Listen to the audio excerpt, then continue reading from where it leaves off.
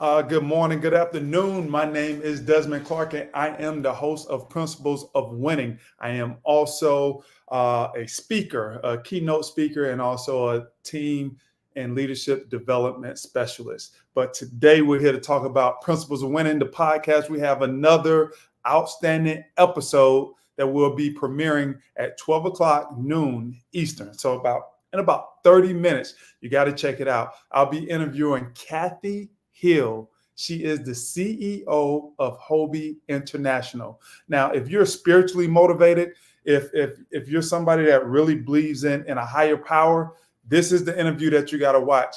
And it's connecting leadership, success, and spirituality together, where they all intersect. But today we're going to just talk about one of the specific things that Cathy mentioned in that interview to give you a glimpse of what this entire interview will look like. And just so you guys know, again, my name is Desmond Clark, host of Principles of Winning. My only objective is to empower, to impact, and to inspire you and everybody around you that you consider family or your team or anybody in your company, anybody in your charge, inspire you and them to the greatness that we all have within us. So let's get into it. Let me play the clip from Miss Cathy Hill, which we will be breaking down today. Check this one out. I know many leaders say, oh, failure taught me the most. And I think there's some truth to that, but I think you have to stop and not think about what am I learning from failure, but how am I going to approach this? Do we look at failure or a breakdown in systems or service as a defeat, or do we look at it with curiosity? Okay, what can we learn from this? What can we take away? And realizing, and I've been in business 30 years, I have thought this from as long as I can remember. I think people really, really want to do a good job.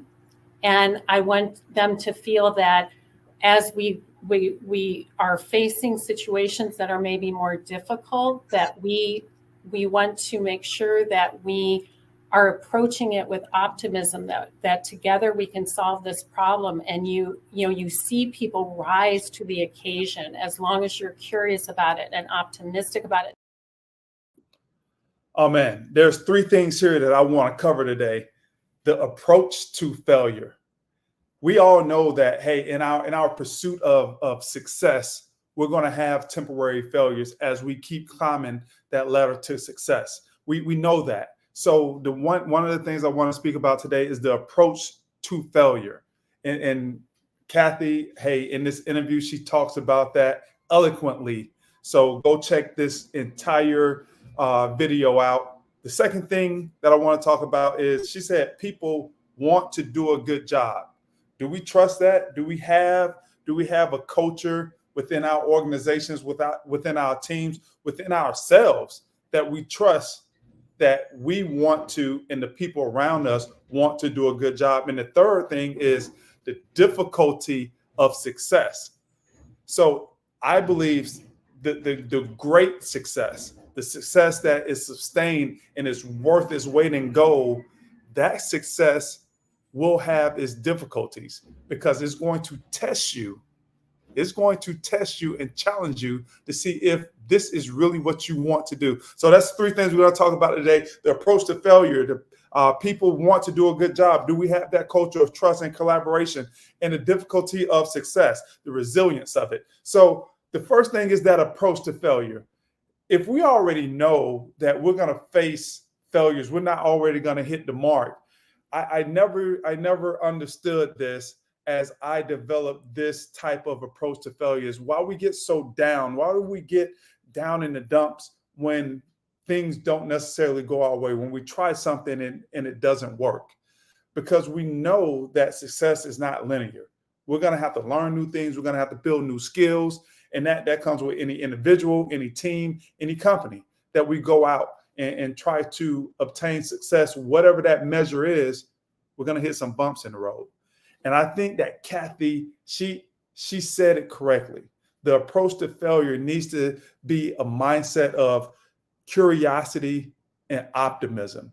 Now let's look at the difference of, oh, woe is me. Oh, we're defeated, as opposed to, I wonder why that didn't work. Let's get together and let's discuss. All right, so we were trying to get from A to B, but somewhere in between A to B, one of the systems, processes, mindset, some of the things that we did didn't work. What didn't work? And having the optimism that you can figure it out, that you and your team can figure it out. Having the optimism that, hey, we will get to point B on our way, all the way down the road, if we just figure this part out and have curiosity about it and not a negative emotion about it. Having a instead of the I don't know if you guys see the difference there, but I definitely see the difference there. I know from playing football with different teams, hey, it's 11 men on the football field for your team at all times. And having that mindset of figuring things out, especially during practice. Hey, what do we need to have covered?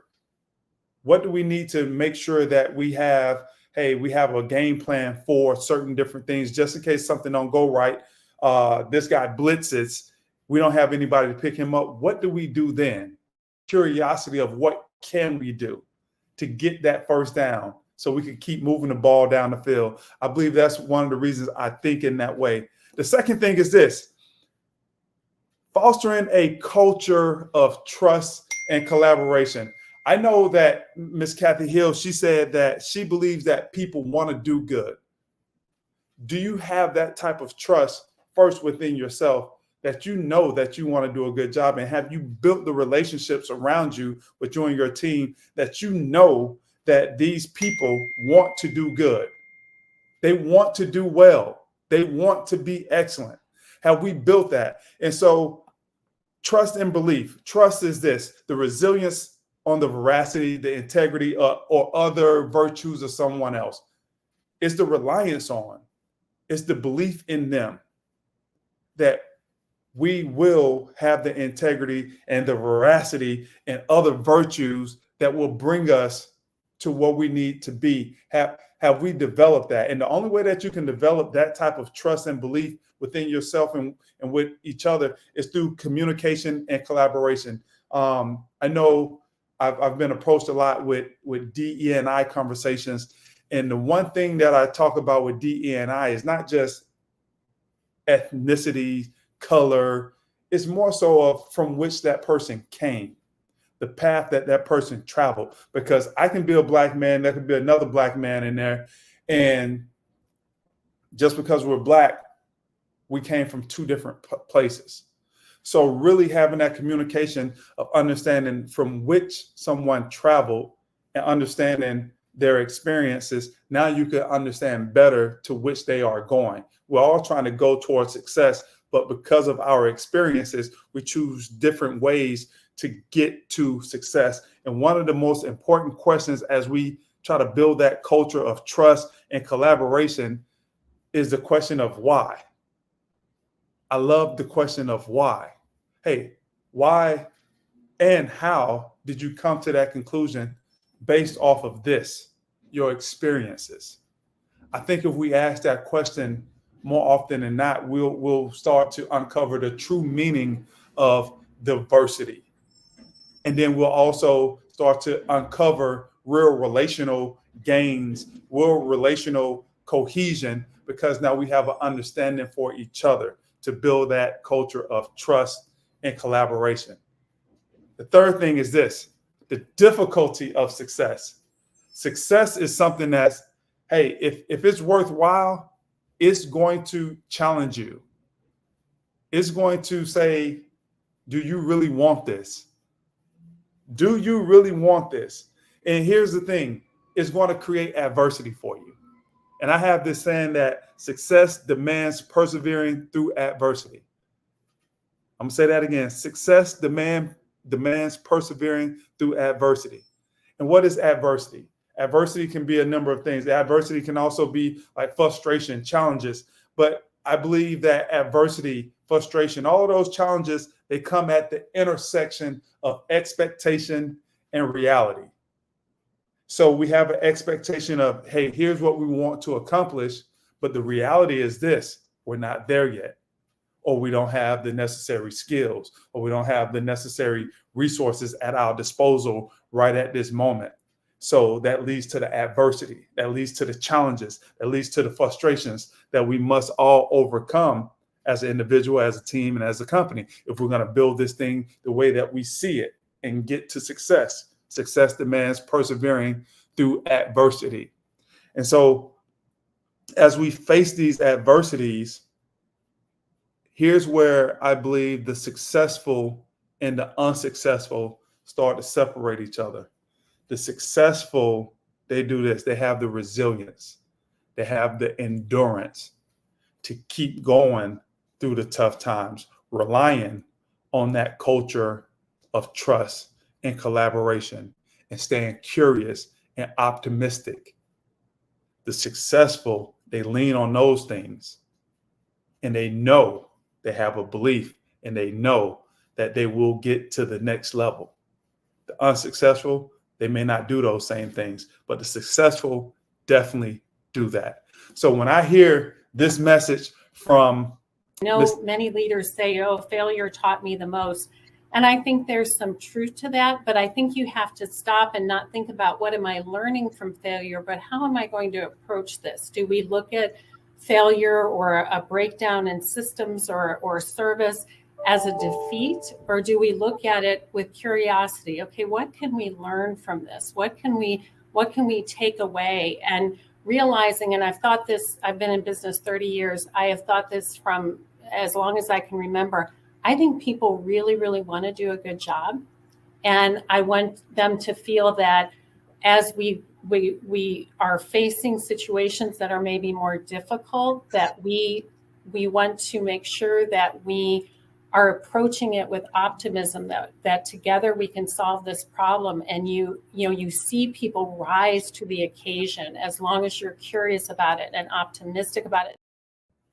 Again, hey, the approach to failure, have that mindset of curiosity and optimism. Being successful in life and in business, I believe it is all problem solving. Hey, we come up against something that we don't know, that we don't understand. We have to problem solve to get to that next level. And then the people want to do good. Do we have that culture of trust and collaboration? And then last, the difficulty of success, developing the resilience through shared accountability. Do we have that? So that's today's message. Y'all go check out the YouTube video. Go check out Principles of Winning. Miss Cathy Hill, CEO of HOBI International. Hey, the intersection of leadership, spirituality, and success. That's the name of that. Y'all have a great day. Have a good 4th, and we'll see you guys on the next live stream when we get ready to release the next episode of Principles of Winning.